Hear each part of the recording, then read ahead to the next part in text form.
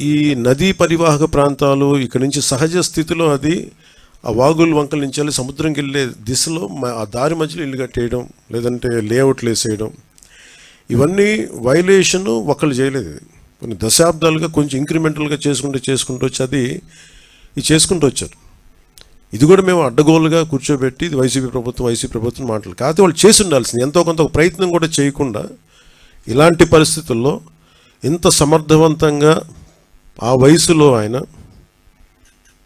బుల్డోజర్లు ఎక్కి అసలు చేరలేని ప్రదేశాల్లో, వెళ్ళలేని ప్రదేశాల్లో కూడా ఆయన బుల్డోజర్ ఎక్కి, ఆయన పొక్లైనర్లు ఎక్కి, ట్రాక్టర్లు ఎక్కి గౌరవ ముఖ్యమంత్రి గారు అది అప్రిషియేట్ చేయాల్సింది పోయి ఆయన విమర్శించడం ఇది సరైన పద్ధతి కాదు, మార్చుకోవాలి వైసీపీ నాయకులు.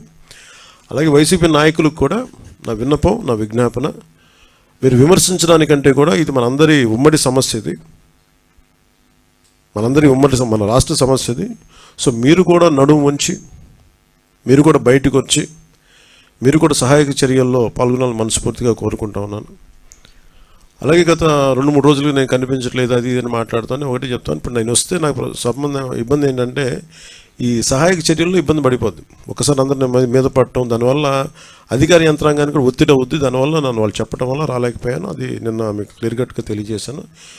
ఇంకా దీన్ని విమర్శించాలని ఎవరన్నా వైసీపీ నాయకులు అనుకుంటే భవిష్యత్తులో ఎప్పుడైనా సరే మీరు నాతో పాటు రావచ్చు, ఎక్కడికైనా సరే నాతో పాటు నా కాన్వాయ్లో తీసుకెళ్తాను మిమ్మల్ని, నాతో పాటు నడవండి.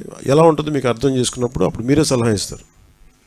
అందుకని దయచేసి దీన్ని ఒకసారి మీ దృష్టికి తీసుకొస్తారు. కానీ విమర్శించే వైసీపీ నాయకత్వానికి ఎవరికైనా సరే రాష్ట్ర ప్రభుత్వం చేస్తున్న ఈ చర్యల మీద ఎవరైనా విమర్శించదలుచుకుంటే వాళ్ళందరికీ కూడా ఫస్ట్ మీరు సహాయం చేసి మాట్లాడండి. మీరు సహాయం చేసి మీరు బయటికి వచ్చి మీరు మాట్లాడి ఇళ్లలో కూర్చొని కాన్ఫరెన్స్లు పెడితే సరిపోదు. మీరు లోపలికి వచ్చి దిగండి మనస్ఫూర్తిగా. అలాంటి పరిస్థితులు అంటే మేము కూడా మాతో కలిసి తీసుకెళ్తాం.